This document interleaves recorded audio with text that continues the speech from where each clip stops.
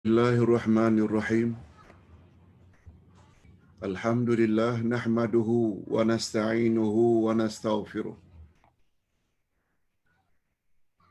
Wa na'udzu billahi min shururi anfusina wa min sayyiati a'malina. Man yahdihillahu fala mudilla lahu wa man yudlil fala hadiya lahu.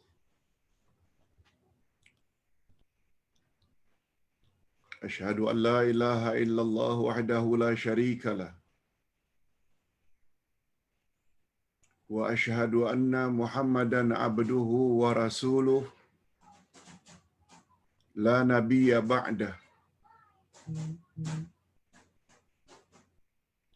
Allahumma salli wa sallim ala nabiyyina Muhammad wa ala alihi wa sahbihi ajma'in, amma ba'd. Hadirin dan hadirat serta para pemirsa yang saya hormati, Assalamualaikum warahmatullahi wabarakatuh.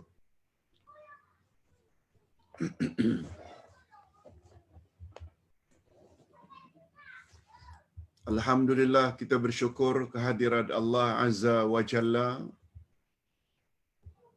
Berkat taufiknya sekali lagi kita dapat berhimpun dalam majlis ilmu yang pernah disebut oleh Nabi sallallahu alaihi wasallam sebagai taman-taman syurga di atas muka bumi.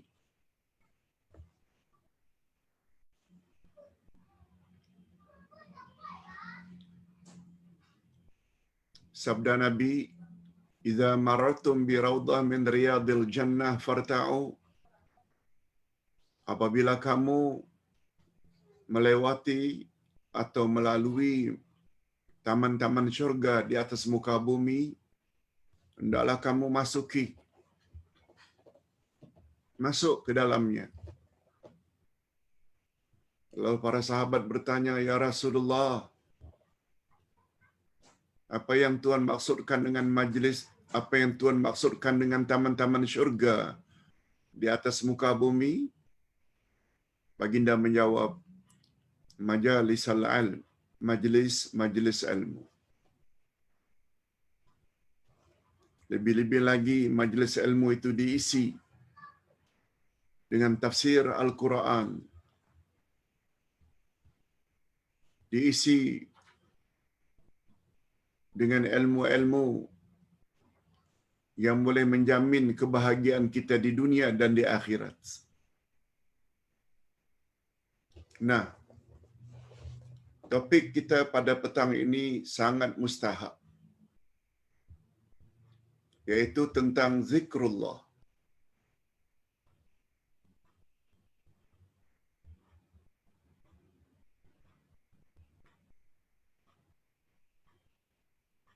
Baginda Rasul sallallahu alaihi wasallam pernah menyebut, "Maukah kamu sekalian aku ajar sesuatu yang melebihi dari segala-galanya?"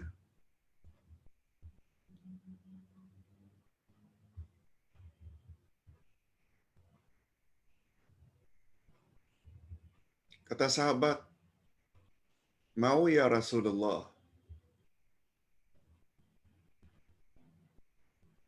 Apakah dia itu?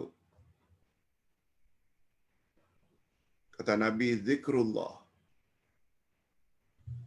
Jawab Nabi, amalan yang paling istimewa itu adalah zikrullah. Sampai sahabat bertanya untuk mendapat kepastian, walaupun terhadap jihad fi sabilillah,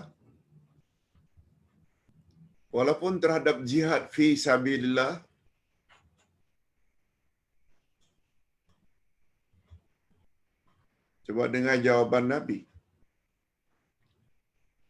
Walaupun daripada fi sabilillah, walaupun daripada berjihad melawan orang kafir di dalam jalan Allah, namun zikrullah jauh lebih tinggi. Kecuali, kata Nabi, ini ada kecualinya, yang itu memang tidak boleh lawan. kecuali orang yang berjihad fisabilillah dengan hartanya, dengan badannya. Lalu dia tidak kembali lagi.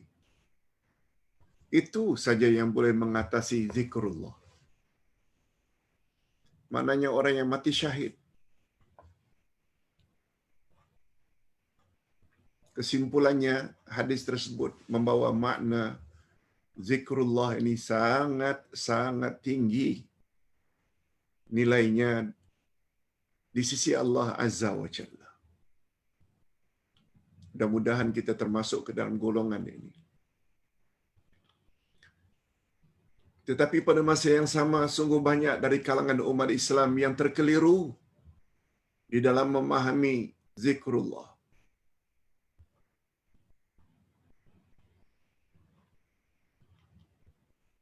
Zikrullah adalah ibadat. Ibadat tidak boleh direka-reka. Ibadat tidak boleh direkayasa, kata orang seberang. Tak boleh dibuat sesuka hati.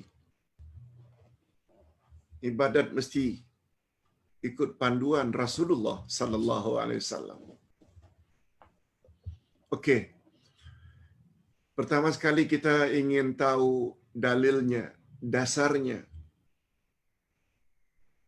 Adanya perintah agar memperbanyak zikrullah. Ini ayatnya. Surat Al-Jumu'ah ayat 9 hingga 10. A'udzu billahi minasyaitonir rajim. Ya ayyuhalladzina amanu idza nudiya lis-salati min yaumil jumu'ah fas'au ila dzikrillah.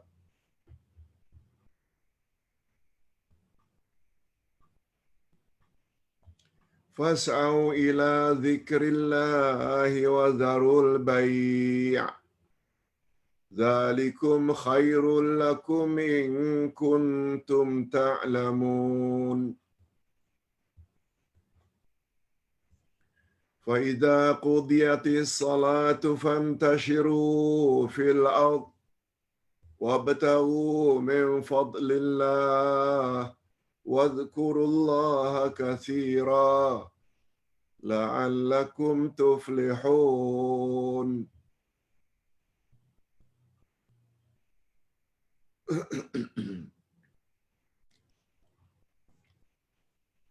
Terjemahan ayat. Terjemahan harfiah dulu. Hei orang-orang yang beriman, apabila diseru untuk menunaikan salat Jumat, maka bersegeralah kamu kepada mengingati Allah.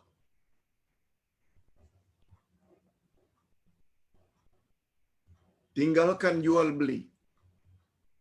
Yang demikian itu lebih baik bagimu jika kamu mengetahui.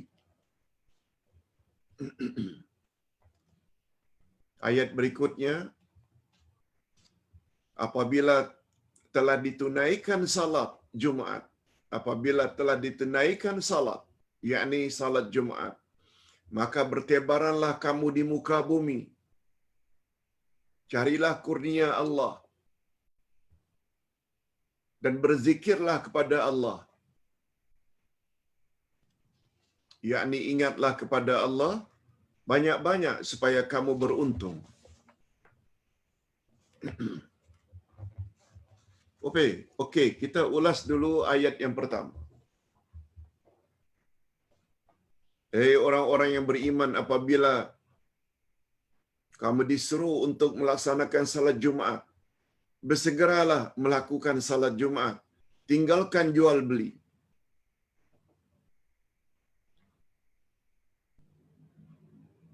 Yang demikian itu adalah lebih baik jika kamu mengetahui.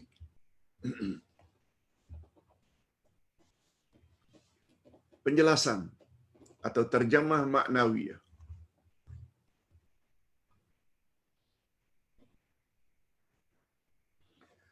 Menurut keyakinan kita yang berpahaman Ahlus Sunnah wal Jamaah,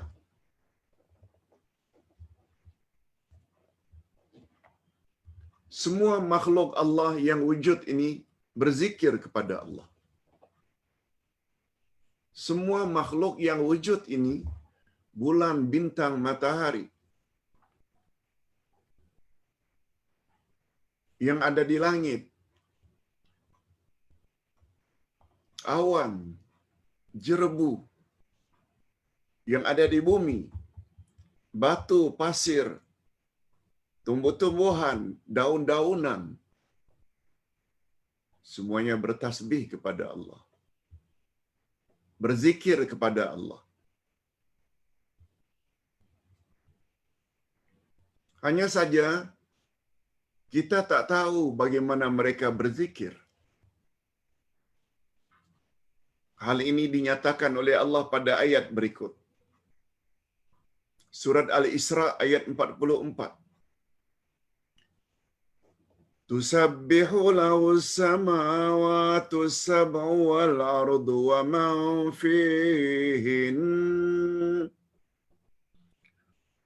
wa in min syai'in illa yusabbihu bihamdihi walakin la tafqahuna tasbihahum innahu kana haliman ghafura.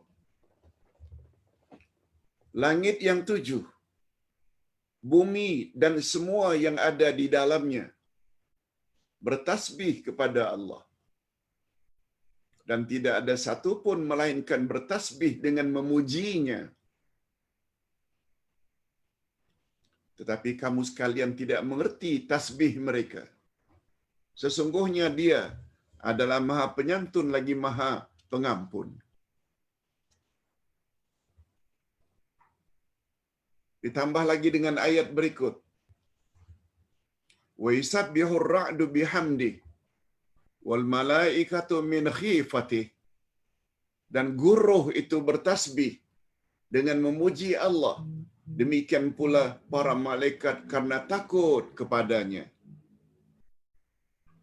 Semua malaikat bertasbih. Sebab malaikat makhluk langit. Asyamsu wal qamaru bihusban wan najmu wasyajaru yasjudan. Matahari dan bulan beredar menurut perhitungan. Bintang-bintang dan pohon-pohon kedua-duanya sujud kepada Allah.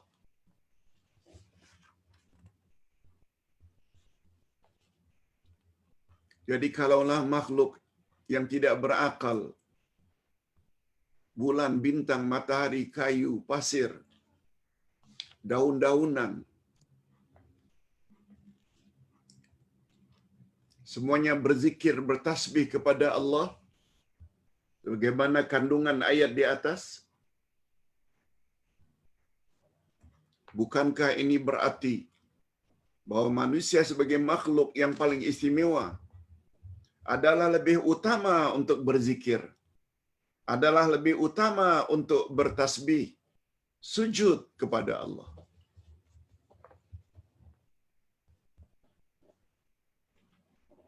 Jadi kalau ada pandangan yang mengatakan yang boleh bertasbih, berzikir ini hanya makhluk hidup, makhluk yang bernyawa, itu keliru.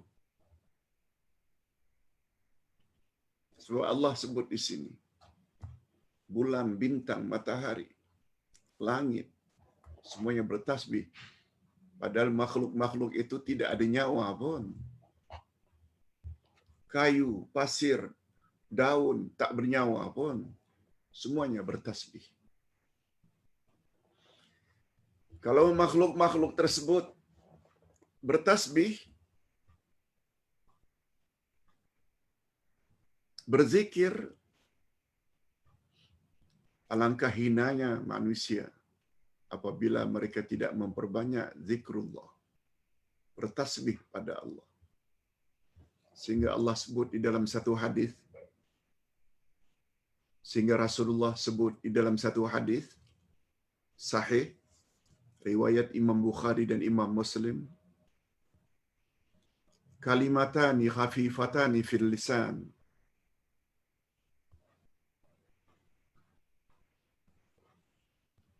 saqilatani fil mizan habibatani ila rahman subhanallah bihamdi subhanallahil azim. Ada dua ungkapan yang sangat ringan diucap oleh lidah tapi sangat berat dalam timbangan amal baik nanti pada hari kiamat, dan dua ungkapan itu sangat disukai oleh Allah yang Maha Pengasih. Apa dia ungkapan itu? Tolong ikuti. Subhanallahi wa bihamdi subhanallahil azim. Allahu akbar. Itu dia tasbih.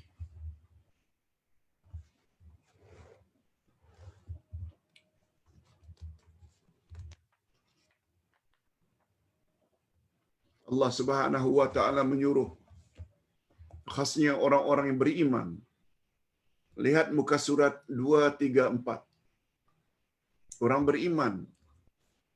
Ya ayyuhalladzina amanu dzkurullaha dzikran katsira wasabbihuhu bukratan wa asila. Hei orang-orang yang beriman, berzikirlah kamu dengan menyebut nama Allah dengan zikir yang sebanyak-banyaknya. Dan bertasbihlah kepadanya di waktu pagi dan petang.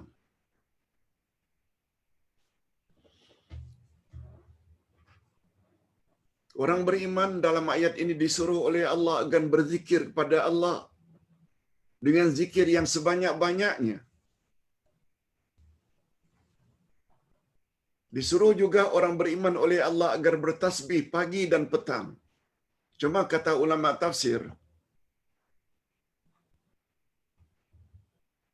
ini tidak memberi isyarat atau memberi makna berzikir itu hanya pagi dan petang. Bukan. Dia memberi isyarat setiap saat, setiap masa. Walaupun pada waktu malam, walaupun pada waktu tengah hari. Cuma dikatakan, kata setengah ulama tafsir, pagi dan petang, biasanya pada masa itu kita banyak masa untuk berzikir, untuk mengingati Allah. Karena malamnya kita tidur, siangnya kita sibuk dengan mencari rezeki. Itu sebabnya hatta Nabi Muhammad sallallahu alaihi wasallam anjurkan kita agar mengamalkan wirid pagi dan petang. Nabi gunakan istilah pagi dan petang memberi isyarat itu. Bukan maknanya zikir atau ingat pada Allah pada pagi dan petang saja. Bukan. Istilah pagi dan petang karena masa itulah biasanya manusia banyak kelapangan. Fokus kepada mengingati Allah. Di dalam ayat yang baru Ustaz baca ini tadi disebut oleh Allah zikir dulu baru tasbih. Zikir dulu baru tasbih. Ini memberi isyarat. Zikir itu sifatnya umum. Zikir itu sifatnya umum.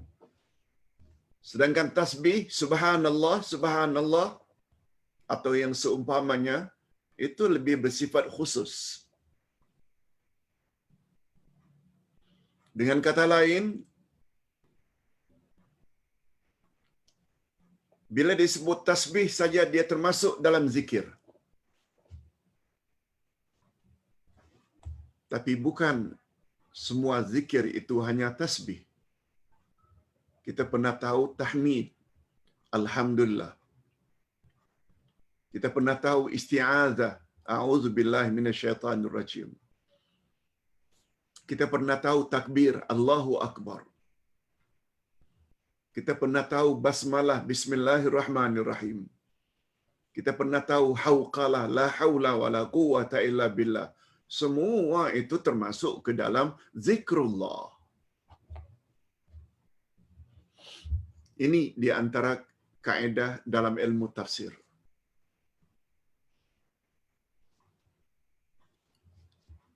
Hanya saja bila disebut, mengapa Pak Ustaz setelah menyebut am zikrullah, lalu diikuti dengan tasbih secara khusus. Nah, ini ada kaedah lain lagi dalam ilmu tafsir. Apabila yang menyambung itu, dia adalah bahagian daripada yang disambung, dalam hal ini, tasbih itu, subhanallah itu, dia adalah bahagian daripada zikrullah. Faedahnya untuk menyatakan bahawa yang menyambung itu adalah bahagian zikrullah yang sangat mustahab, yang sangat penting.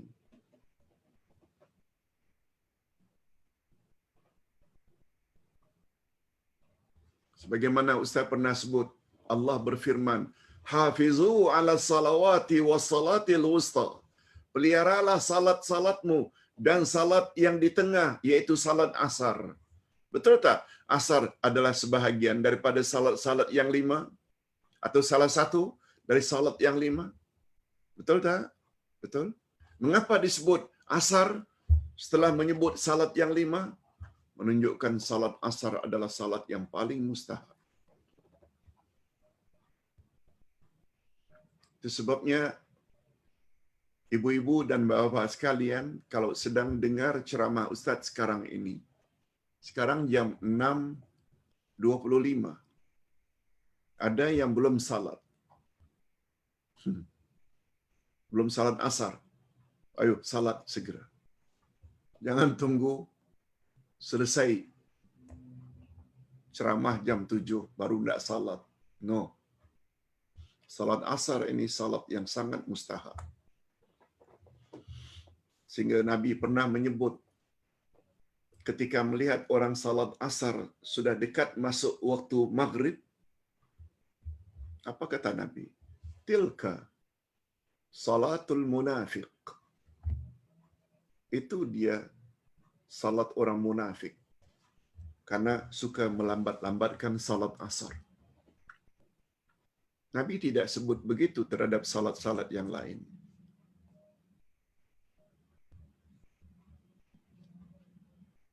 Sebagaimana firman Allah, "Tanazzalul malaikatu war-ruhu fiha." Pada malam Lailatul Qadar turunlah malaikat-malaikat dan Jibril. Roh di situ dengan makna Jibril. Mengapa disebut Jibril setelah menyebut malaikat-malaikat? Karena Jibril lah penghulu semua malaikat atau malaikat paling penting. Samalah halnya dengan mengapa setelah disebut berzikirlah banyak-banyak pada Allah dan bertasbihlah. Karena tasbih ini sangat power.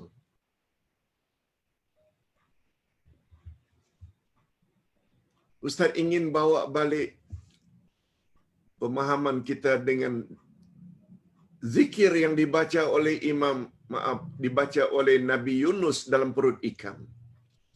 La ilaha illa anta subhanaka inni kuntu minaz zalimin. Tidak ada Tuhan yang berhak disembah melainkan Allah, iaitu tauhid. Subhanaka, maha suci engkau, itu tasbih. Inni kuntu minaz zalimin. Aku termasuk orang yang banyak berbuat zalim atau banyak berbuat dosa, iaitu pengiktirafan kita banyak dosa. Jadi pertama tauhid, la ilaha illa anta. Yang kedua tasbih, subhanaka inni kuntu minaz zalimin, iktiraf banyak buat dosa. Dengan membaca zikir tersebut, akhirnya Allah bantu, Allah kabulkan kehendak Nabi Yunus supaya dimuntahkan oleh ikan tersebut ke tepi pantai. Mana yang paling powerful dalam zikir yang 3 itu? Allah sendiri yang sebut. Apa kata Allah?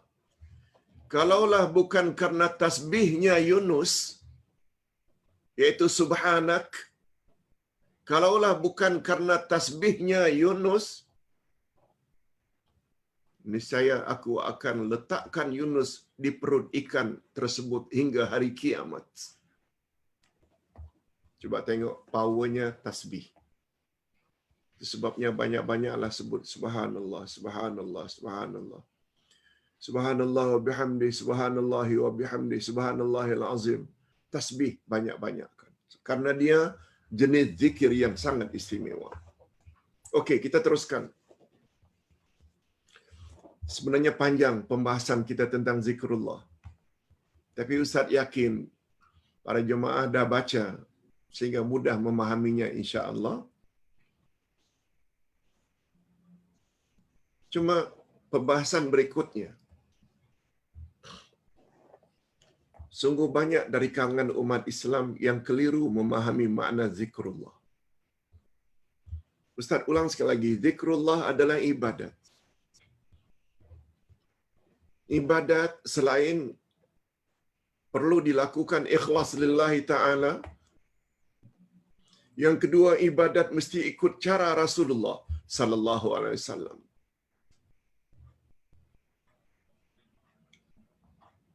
Berapa banyak orang-orang yang tertarik dengan zikir-zikir tertentu yang diajar oleh guru-gurunya, lalu diketepikannya zikir yang diajar oleh Nabi.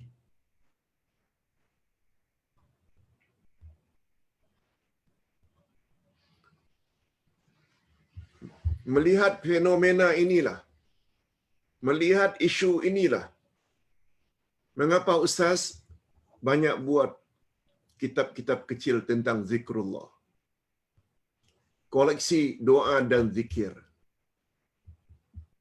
wirid Rasulullah pagi dan petang, himpunan doa dalam i'tikaf, himpunan doa ketika di Arafah, di Mina, dan sekarang ini yang sedang dicetak ada lagi kitab yang berkaitan dengan doa dan zikir kepada Allah, yaitu 50 jenis zikir Rasulullah yang paling banyak baginda ucap seharian. 50 jenis zikir. Sedang final. Tak lama lagi buku kecil tersebut akan muncul. Lagi-lagi zikrullah. Mengapa? Karena fenomena tadi. Sungguh banyak dari kalangan umat Islam, termasuk umat Islam Nusantara, lebih tertarik dengan zikir-zikir yang direka-reka oleh guru-guru masing-masing, melebihi daripada zikir yang diajar oleh Rasulullah sallallahu alaihi wasallam. Oleh sebab itu, Ustaz dan keluarga serta tim melayan permintaan dari Shopee yang paling banyak tentang ini. Wirid Rasulullah pagi petang, buku munajat. Yes, satu lagi, buku munajat Ahlus Sunnah wal Jamaah. Buku koleksi zikir. Tadi tengah hari saja dapat telefon minta tolong dikirim 100 koleksi doa dan zikir. Allahu Akbar. Untuk dikirim kepada kawannya di satu tempat. Kalau ditanya mengapa Ustaz banyak menjurus ke situ selain tafsir akidah dan lain-lain, karena fenomena tersebut. Masih banyak dari kalangan masyarakat kita yang suka kepada zikir yang bukan-bukan. Rasulullah sallallahu alaihi wasallam menyuruh afdalul zikri la ilaha illallah. Sebaik-baik zikir adalah la ilaha illallah. Nah, dimodified. Oh tidak. Kalau kita sebut Allah, Allah lagi afdal. Ada lagi yang menyebut, kalau kita sebut pada penghujungnya saja, Allahu, Allahu, Allahu. Ada pula yang mengatakan cukup dengan hu. Na'udzubillahi min dzalik. Semuanya itu akibat ta'assub dan fanatik tuan guru. Lebih-lebih lagi tuan gurunya yang cenderung kepada sufi, tarikat. Lihat Ditinggal begitu saja yang datang dari Rasulullah. Padahal Rasulullah tak pernah mengatakan afdalu zikri Allah Allah Allah. Afdalu zikri ho ho ho ho. Semuanya diketepikan karena fanatik dan ta'assub kepada tuan guru. Ini yang coba kita ingin selamatkan. Ini belum lagi dengan cara kaifiat. Rasulullah sallallahu alaihi wasallam suruh agar berzikir perlahan-perlahan. Kata Nabi, sabda Nabi, hadis riwayat Imam Tirmizi, afdaluz zikri al-khafi. Sebaik-baik zikir adalah perlahan-perlahan. Nah, mereka buat pula bertempik. Macam dak roboh rumah. Dengan goyang ke kiri dan ke kanan. Kadang-kadang ke depan. Apa ini? Coba tengok apa ayat Quran cakap.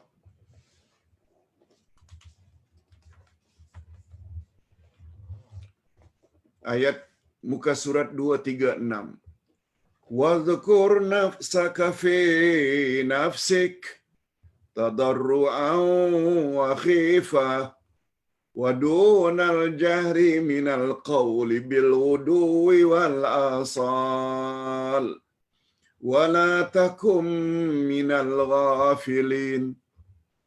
Sebutlah nama Tuhanmu dalam hatimu dengan merendahkan diri dan suara yang lunak, dengan rasa takut dan tidak mengeraskan suara. Di waktu pagi dan petang, janganlah kamu termasuk orang-orang yang lalai. Allah cakap dengan suara yang lunak, dengan rasa takut. Nabi pula sebut sebaik-baik zikir perlahan-perlahan. Semua kehendak Allah dan Rasul diketepikan karena hendak memuaskan hati tuan guru. Ustaz tak kata semua tuan guru macam itu. Tapi wujud.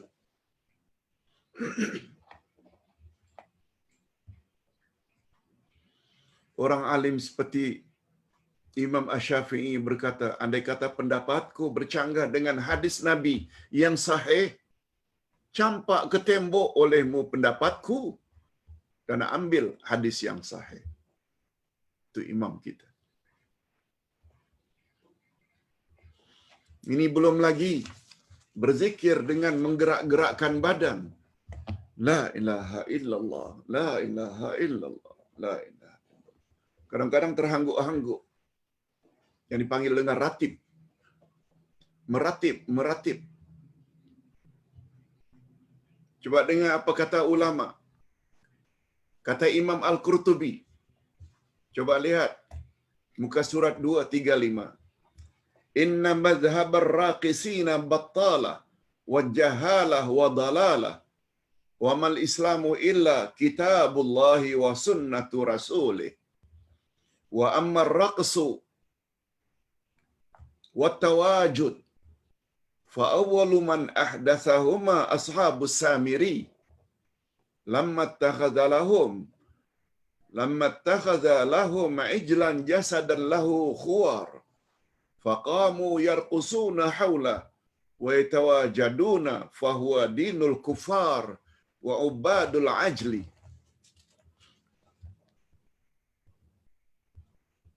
Bagi mereka yang suka menggoyang-goyangkan badan bila berzikir, dengar baik-baik kata Imam Al-Qurtubi ini. Coba dengar baik-baik. Berzikir sambil menggoyang-goyangkan badan adalah puak yang jahil lagi sesat. Tidaklah Islam melainkan Al-Quran dan sunnah Nabi-Nya. Tidaklah Al-Quran, maksudnya tidaklah rujukan Quran, referensi Quran. Kecuali tidaklah referen Islam, rujukan Islam, kecuali Quran dan Sunnah. Adapun berzikir sambil menggoyang-goyangkan badan dan tidak sedarkan diri, yang mula-mula menciptakan zikir itu adalah As-Samiri. yaitu ketika ia menyuruh kaumnya agar menyembah ejil, patung anak lembu. Ini adalah agama kafir dan amalan penyembah-penyembah berhala. Tak percaya? Lihat buku Allah dalam Akidah Islam oleh Ahmad Bahia, dicetak di Kairo, halaman 183.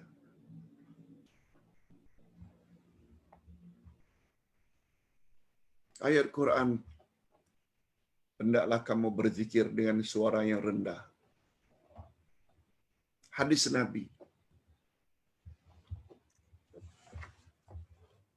ini semua adalah akibat Quran dibaca dengan lancar, tajwidnya bagus, tapi tak faham. Hadis dibaca tapi tak faham. Di sinilah perlunya kitab seperti ini, ke arah memahami Al-Quran dan Al-Hadis. Ustaz sudah tulis 5 jilid. Alhamdulillah, karena Ustaz ada sebut, tak bimbing anak-anak, bimbing dengan buku seperti ini. Tak tiap hari pun, seminggu sekali pun jadi. Satu topik. Setiap buku ini ada 30 topik. Dengan topik masing-masing. Satu tentang ayat Quran, satu hadis Nabi. 3 ayat Quran, 4 hadis Nabi. Kalau 30 maknanya dalam satu buku ini saja ada 15 ayat-ayat Al-Quranul Karim dibahas dan ada 15 hadis Nabi. Dah 30. Sekarang Ustaz dah buat 5 jilid. Di situ saja dah ada 5 kali 30, 150.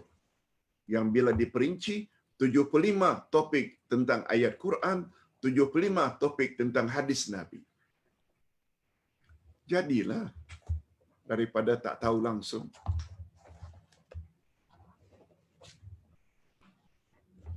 Hadirin dan hadirat rahimakumullah. Ini sebagaimana yang Ustaz sebutkan semalam.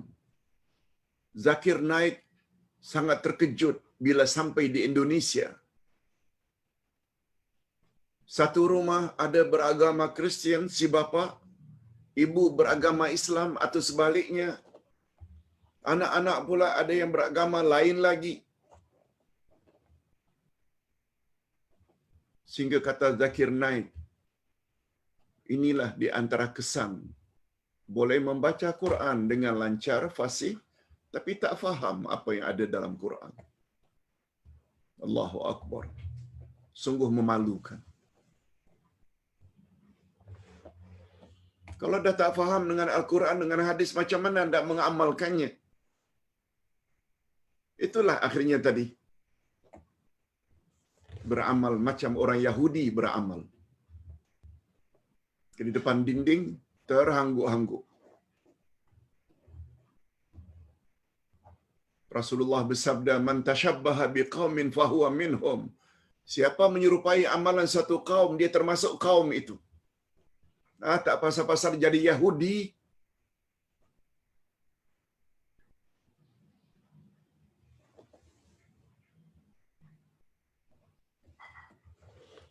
Kita teruskan dengan penjelasan berikut.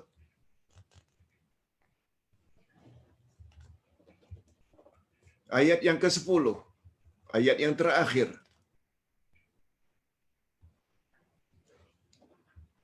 فَإِذَا قُضِيَتِ الصَّلَاةُ فَانْتَشِرُوا فِي الْأَرْضِ وَابْتَغُوا مِنْ فَضْلِ اللَّهِ وَاذْكُرُوا اللَّهَ كَثِيرًا لَعَلَّكُمْ تُفْلِحُونَ. Nah, ini banyak pengajaran di dalam ayat ini. Apabila telah ditunaikan salat, maknanya salat Jumaat, maka bertebaranlah kamu di muka bumi, yakni cari rezeki. Keluar dari masjid, itu maksudnya. Carilah kurnia Allah, yakni rezeki, lalu ditambah lagi oleh Allah. Fadhkurullaha katsira. Berzikirlah kepada Allah banyak-banyak supaya kamu beruntung. Coba kita ambil secara ringkas saja, mengingat masa yang sangat terbatas.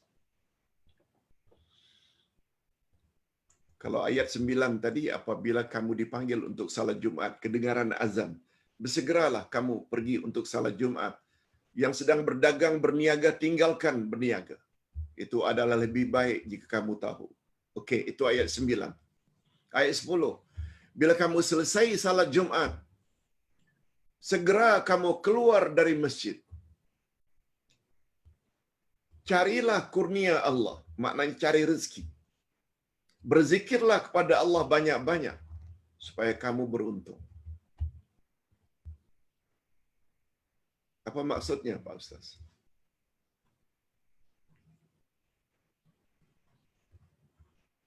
Bila selesai salat Jumat, kita disuruh keluar dari masjid.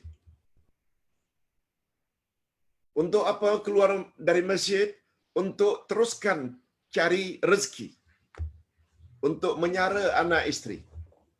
Untuk meneruskan pekerjaan di pejabat atau di syarikat. Jangan duduk saja di masjid. Selain itu Allah suruh ketika kamu keluar masjid cari rezeki, berzikirlah kepada Allah banyak-banyak. Yang pasti dalam ayat ini, zikir bukan lagi dalam masjid. Nah, kalau begitu, termasuk zikir apa ini Pak Ustaz? Nah, ini yang Ustaz ingin sampaikan. Zikir ada 3 jenis. Pertama, zikrul lisan, zikir lidah, subhanallah walhamdulillah wala ilaha illallah Allahu akbar wala haula wala quwata illa billah, sebagaimana kita sama-sama maklum. Yang kedua, zikrul qalbi. Zikrul qalbi maknanya ingat dengan hati hukum hakam Allah. Syurga Allah, neraka Allah, azab Allah, kurnia Allah. Ingat, itu maknanya zikrul qalbi. Nah, ada satu lagi jenis zikir yang sangat istimewa, yaitu zikrul amal. Zikrul amal. Kita laksanakan dalam kehidupan sehari-hari apa yang Allah suruh dalam Quran dan apa yang disuruh oleh Nabi dalam hadisnya. Kita jauhi apa yang dilarang oleh Allah dalam Quran dan kita jauhi apa yang dilarang oleh Nabi dalam hadisnya. Zikir jenis ketiga ini namanya zikrul amal.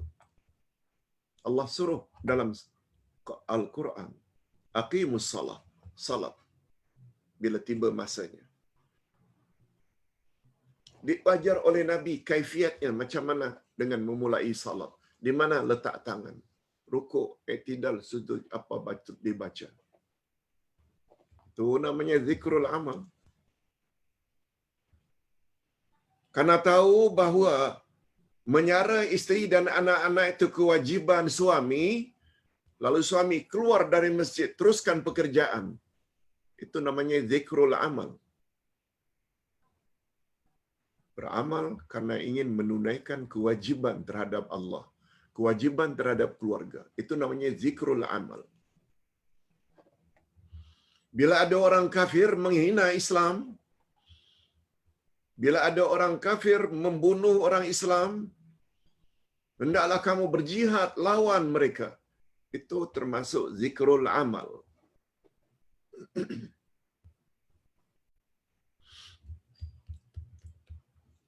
Hadirin dan hadirat, disebabkan adanya zikrul amal inilah mengapa Islam pada peringkat awal, mengapa Islam pada peringkat awal zaman Nabi, sahabat dan tabi'in, atba'ut tabi'in, cukup disegani oleh superpower zaman itu.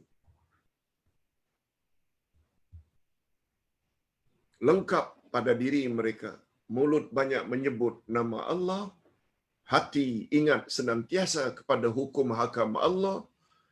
Disuruh oleh Allah ini jihad lawan orang kafir, mereka jihad tanpa rasa takut.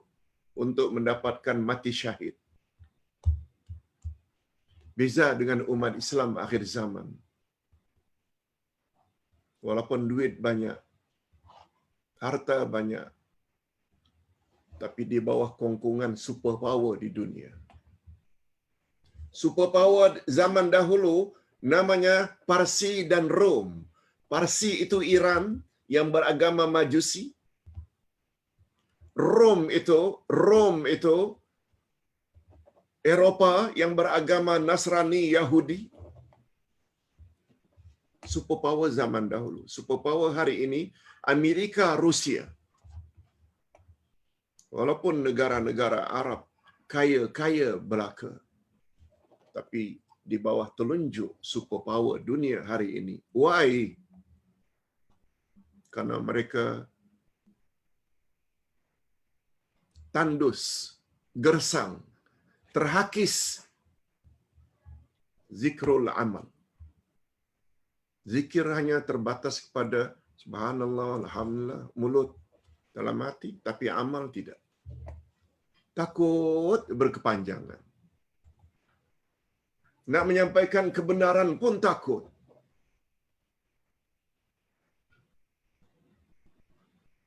Ustaz tidak bermaksud A ada zikrul lisan, B ada zikrul qalbi, C ada zikrul amal. Ustaz tidak bermaksud begitu. Yang Ustaz maksudkan, yang the best dalam satu diri, ada ketiga-tiga jenis zikir itu. Mulut banyak menyebut nama Allah, hati senantiasa ingat kepada Allah, ingat mati, dan anggota melaksanakan.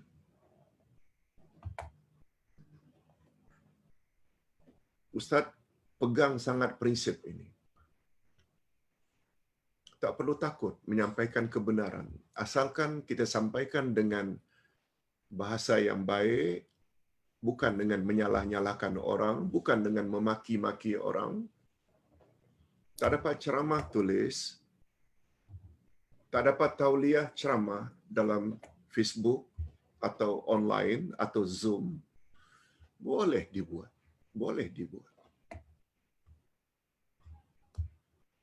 Kita hidup bukan lama lagi pun.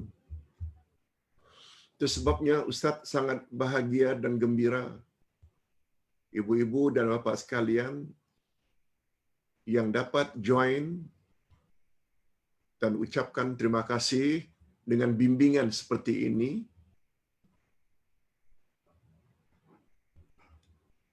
Karena kita perlu berhenti daripada Islam keturunan dengan Islam ikut dalil Quran dan Sunnah. Mudah-mudahan kita semua mendapat husnul khatimah. Sebab Nabi bersabda, innamal a'mal bil khawatim. Nasib seseorang setelah mati sangat ditentukan oleh amal penamat. Macam mana cara dia mati? Dalam husnul khatimah atau sebaliknya su'ul khatimah. Kalau dulu kita tidak tahu dalil, kalau dulu kita pakai ikut-ikutan dalam beragama, tak mengapa. Tak mengapa. Tapi pada penghujung hayat ini, coba perbaiki. Ustaz pernah sebut, dalam segala hal dalam hidup ni yang paling utama untuk kita perbaiki adalah agama. Bukan penampilan, bukan pakaian, bukan ekonomi, bukan, tapi agama. Sebagaimana doa yang diajar oleh Nabi, Allahumma aslih lana dinana alladhi huwa ismatu amrina. Ya Allah, perbaikilah agama kami, sebab dialah yang akan mengatur segala urusan kami. Agama. Allahumma inni as'aluka al-'afwa wal 'afiyah fi dini wa dunyaya wa ahli wa mali. Ya Allah, berilah keselamatan pada agamaku, pada duniaku, pada hartaku, pada ahli keluargaku. Semuanya disebut agama dulu minta diperbaiki, diselamatkan. Dan cara untuk menyelamatkannya, Kembali pada Quran dan Sunnah. Sebab hanya itu jaminan dari Nabi. Aku tinggalkan 2 pedoman untukmu, wahai umat. Selagi kamu berpegang teguh, kamu tak akan sesat selama-lamanya. Quran dan Sunnahku. Itu sebabnya ada satu kaedah berdasarkan hadis tadi. Amal yang paling menentukan nasibmu di akhirat adalah amal yang terakhir. Sehingga para ulama membuat satu kaedah. Al-ibratu bikamalin nihayah la binaqsil bidayah. Yang menjadi ukuran di sisi Allah adalah kesempurnaan pada akhir hayatmu. Bukan yang menjadi ukuran di sisi Allah serba kekurangan di masa mudamu. Masa muda dulu umur belasan tahun, majoriti umat Islam Nusantara tidak tutup aurat.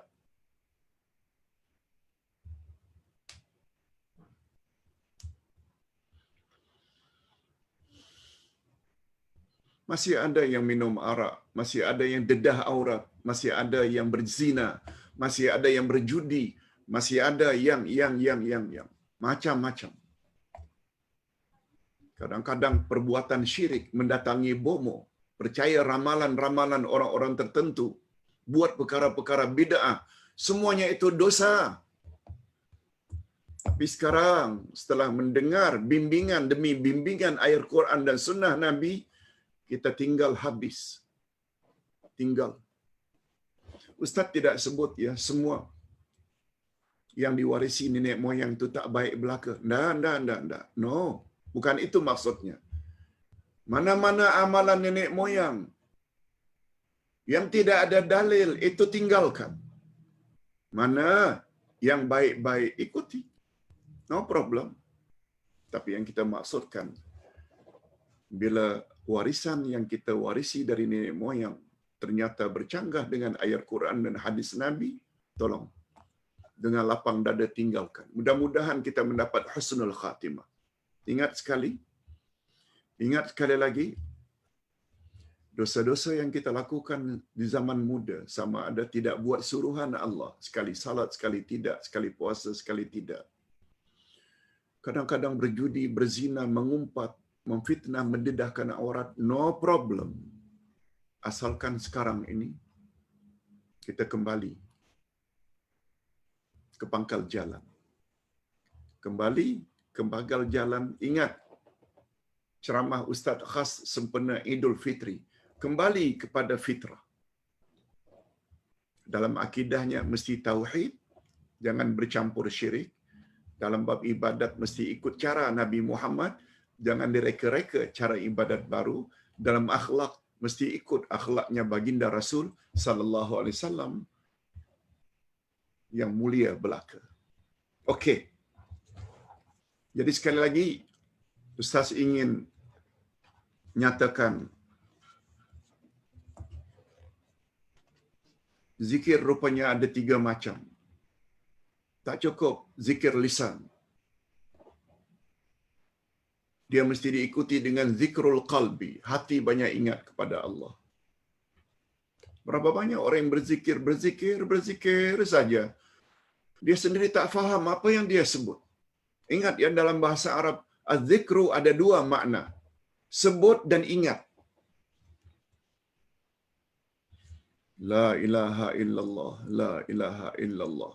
Dalam hati, tiada Tuhan yang berhak disembah melainkan Allah. Allahu Akbar. Dalam hati, Allah Maha Besar. Tidak ada yang boleh mengatasi kebesarannya.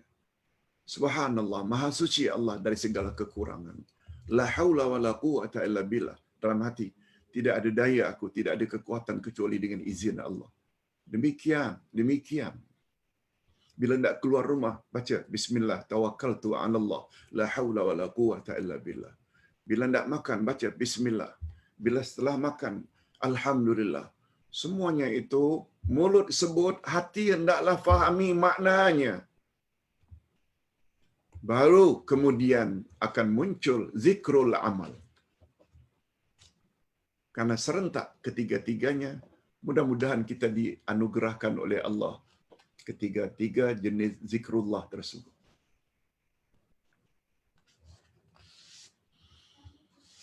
Itu sebabnya ibu-ibu di rumah, setelah kita salat, kita berzikir, lalu kita mentaati suami. Kita siapkan makanannya, kita basuh pakaiannya, kita gosok pakaiannya untuk pergi bekerja, kita jaga anak-anaknya. Semuanya itu adalah zikrul amal yang sangat besar ganjarannya di sisi Allah Azza wa Jalla. Sehingga kata Nabi, wanita apabila dia jaga salat yang 5, dia juga jaga puasa Ramadannya. Dan satu lagi, yang ketiga, dia taat pada suaminya. Kelak di akhirat akan dikatakan kepada wanita tersebut, masuklah kamu, hei wanita, ke dalam syurga. Dari pintu mana yang kamu sukai? Allahu Akbar. Allahu Akbar. Kami laki-laki jadi jealous. Begitu mudahnya wanita masuk syurga.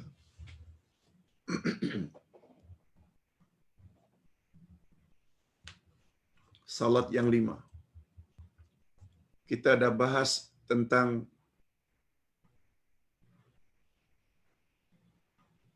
konsep pendidikan dalam Islam berdasarkan salat. Dalam salat itu ada pendidikan jasmani, bersihkan badan. Ada pendidikan minda, akal, iaitu perlu kepada khusyuk. Ada yang namanya pendidikan rohani, kerohanian, jiwa kita. Dan satu lagi yang disebut dengan pendidikan akhlak.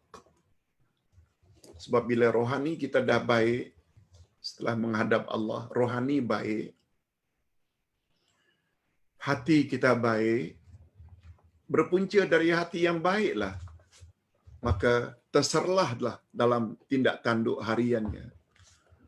Kakinya tidak akan pergi ke tempat maksiat, tangannya tidak akan mengambil hak milik orang lain, mencuri atau rasuah, mulutnya karena hati ingat selalu pada Allah, tak suka mengumpat, memfitnah, matanya dan telinga tidak akan mendengar dan melihat perkara-perkara haram. Yes, itu semuanya tersirat di dalam pendidikan ibadah salat.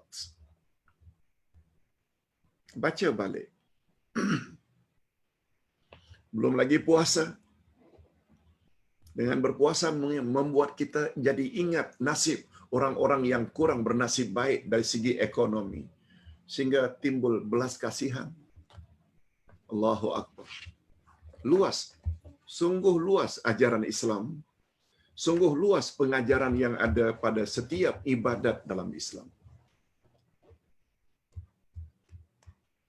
Itu sebabnya rukun Islam yang 5 ni, semuanya ada nilai-nilai akhlak di dalamnya. 2 kalimah syahadat. Maknanya kamu dituntut agar berakhlak pada Allah yang Maha Pencipta. Kamu mesti berakhlak kepada Nabi Muhammad sallallahu alaihi wasallam yang disebabkan bagindalah rahmatan lil alamin kita jadi selamat, tidak berada di alam jahiliyah. Dengan kata lain, 2 kalimah syahadat dia adalah lambang Quran dan sunnah Nabi yang wajib kita ikuti. Betul tak bila kita ikut Quran dan sunnah, akhlak kita akan jadi baik. Yang kedua, salat kita baru sebut. Falsafah salat mengandung bermacam-macam pendidikan. Puasa kita baru sebut. Zakat, apalagi zakat, membuat kita akan jadi dermawan, jadi orang yang jadi pemurah. Dan terakhir haji dan umrah. Semuanya itu mengandung unsur-unsur akhlak. Cuma sebelum mengakhiri, Ustaz ingin sampaikan yang menjadi pertanyaan semalam oleh seorang jemaah. Pak Ustaz, suami saya sudah meninggal dunia. Kalau saya tidak berinfak, menyumbang, bersedekah, mana ya yang lebih afdal?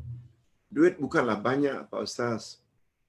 Tapi saya harap saya dapat pahala, suami dapat pahala yang telah meninggal dunia, dan ganjaran yang banyak. Lalu Ustaz jawab, ingin mengetahui besar kecilnya ganjaran sesuatu amalan termasuk zikrullah?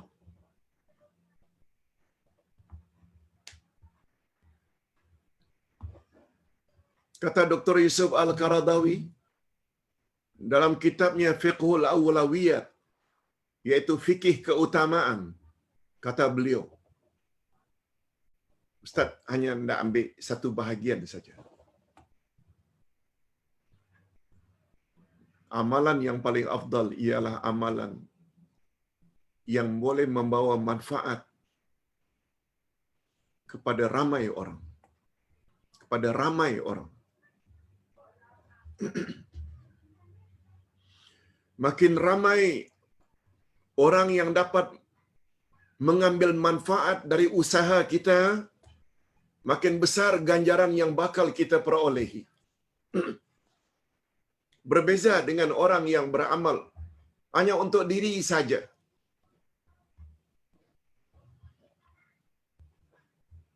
Itu sebabnya mengapa pada ayat 10 tadi disebut, apabila kamu selesai salat Jumat, hendaklah kamu bertebaran di atas muka bumi, cari rezeki, berzikirlah kepada Allah banyak-banyak supaya kamu berjaya. Berzikir di sini dengan makna zikrul amal. Sebagai driver taksi, selesai salat Jumat, jangan duduk lama-lama dalam masjid. Ustaz tak kata tak ada guna duduk dalam masjid dengan niat i'tikaf sampai asar. Boleh. Dibandingkan driver taksi keluar mula mengambil penumpang-penumpang yang ingin pergi ke suatu destinasi. Mana lebih afdal? Duduk i'tikaf ke sampai asar sampai maghrib? Atau pergi mencari rezeki untuk menyara anak isteri? Bila awak i'tikaf, zikir, salat sunat untuk diri awak sendiri. Tetapi bila awak bawa kereta, ada orang yang ingin menumpang, dapat RM10, dapat RM50, dapat RM30. Subhanallah. Berapa banyak orang dapat kongsi manfaat dari usaha awak keluar masjid bawa taksi. Kiaskanlah dengan amal-amal yang lain. Itu maksudnya. Makin banyak orang dapat manfaat dari apa yang awak buat, makin besar ganjaran awak.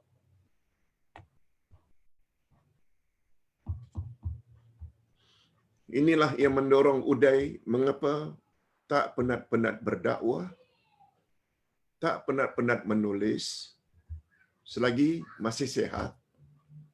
Karena congaknya ke depan, insya-Allah setiap orang yang baca buku yang kita tulis, sebanyak itu pula lah kita akan terima ganjaran di akhirat nanti. Alhamdulillah, kami satu keluarga membentuk satu tim. Ada yang tukang edit, ada yang tukang bawa ke percetakan. Kerja bersama. Ustaz tinggal menulis saja. Merujuk, menulis. Merujuk, menulis. Kami bagi-bagi tugas. Mudah-mudahan kita akan layak mendapat ganjarannya. Itu sebabnya kata Dr. Yusuf Al-Qaradawi membawa contoh pepatah Cina. Rupanya pepatah Cina, Ustaz pun tak tahu pada asalnya.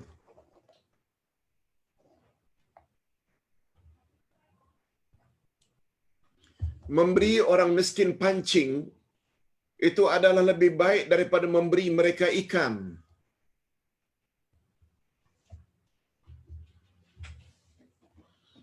Bila kita bagi 3-5 ekor ikan, sehari habis dimakan. Paling-paling 2 hari, 3 hari, seminggu lah. Tapi bila gunakan pancing, setiap dia mancing dapat ikan. Setiap dia mancing, bertahun-tahun lamanya dia dapat manfaat dengan pancing tersebut. Sebabnya kita tak nafikan bantu orang miskin, dapat pahala. Tapi bila bantu umpamanya untuk membina masjid, berapa banyak masjid dimanfaatkan oleh orang ramai. Bantu untuk menyara sebagai ibu bapa angkat untuk santri, pelajar tahfiz Quran. Kita biayai selama dia mengaji. Setelah mengaji nanti, apa yang dia perolehi, karena kita sara dulu ketika dia belajar, dia mengajar pula kepada murid-murid yang lain. Sebanyak itu kita layak kolek ganjaran walaupun kita sudah mati. Yes. Dalam beramal pun kita mesti pandai. Mesti pandai memilih mana amal yang lebih utama. Ingat ya, ini tidak bermakna Ustaz melarang memberi makan fakir miskin. Tapi kita hendak tinjau dari sudut mana yang lebih afdal dan lebih banyak ganjaran yang kita perolehi. Itu sebabnya Ustaz suka istilah para jemaah. Begitu Ustaz offer tolong bantu ini dan itu, bantu ini dan itu, lalu dijawab, terima kasih Pak Ustaz karena telah beri kami peluang untuk sama-sama mendapat ganjaran di akhirat nanti. Yes. Jangan merasa terpaksa. Tapi justru bersyukurlah karena peluang telah dibuka untuk kita sama-sama infak atau sedekah atau sumbang segala yang boleh mendatangkan manfaat di akhirat nanti. Kita akhiri dengan doa. Mudah-mudahan doa orang yang sedang berpuasa, apalagi mendekati buka ini, dikabulkan oleh Allah Azza wa Jalla. Alhamdulillah Rabbil Alamin. Wassalatu wassalamu ala ashrafil anbiya'i wal mursalin wa ala alihi wa sahbihi ajma'in. Rabbana ighfir lana dhunubana wa liwalidina warhamhum kama rabbawna shighara. Rabbana hab lana min azwajina wa dhurriyyatina qurrata a'yun waj'alna lil muttaqina imama. Allahumma aslih lana dinana alladhi wa ismatu amrina wa aslih lana dunyana allati fiha ma'ashuna wa aslih lana akhiratana allati ilaiha ma'aduna waj'alil hayata ziyadatan lana fi kulli khair waj'alil mauta rahatan lana min kulli syarr. Allahumma inna nas'aluka al-huda wat tuqa wal afafa wal ghina. La ilaha illa anta subhanaka inna kunna minaz zalimin. La ilaha illa anta subhanaka inna kunna minaz zalimin. La ilaha illa anta subhanaka inna kunna minaz zalimin. Allahumma khtim lana bi husnil khatimah wa la takhtim alaina bi su'il khatimah. Ya Allah, ampunkanlah dosa kami dan dosa kedua ibu bapa kami, dan cucurilah mereka rahmat-Mu ya Allah, sebagaimana mereka telah didik kami sejak dari kecil. Ya Allah, berilah kami pasangan hidup serta zuriat keturunan yang menyedapkan pandangan mata dan hati kami, dan jadikanlah kami pemimpin bagi orang-orang yang bertakwa. Ya Allah, perbaikilah agama kami, sebab Dialah yang akan mengatur segala urusan kami. Perbaikilah dunia kami, sebab padanya kami menjalani kehidupan kami. Ya Allah, perbaikilah akhirat kami, sebab kepadanya semua kami akan menuju. Ya Allah, jadikanlah sisa-sisa hidup kami ini sebagai tanda pertambahan amal-amal saleh kami, dan jadikanlah kematian kami kelak sebagai tanda berakhirnya dosa-dosa kami. Tiada Tuhan yang berhak disembah melainkan Allah. Maha suci Engkau ya Allah. Kami mengaku bahwa kami banyak berbuat aniaya dan zalim.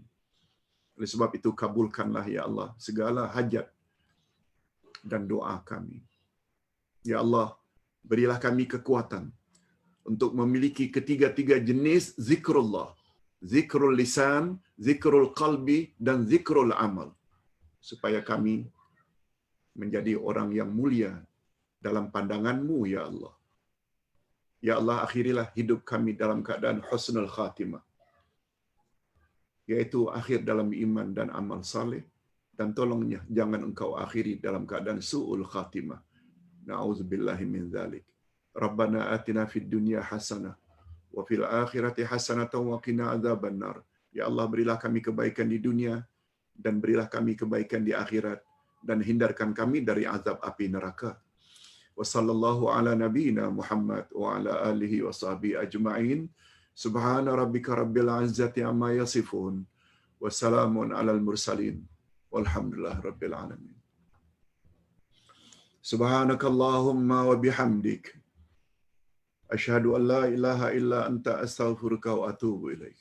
Wassalamualaikum warahmatullahi wabarakatuh.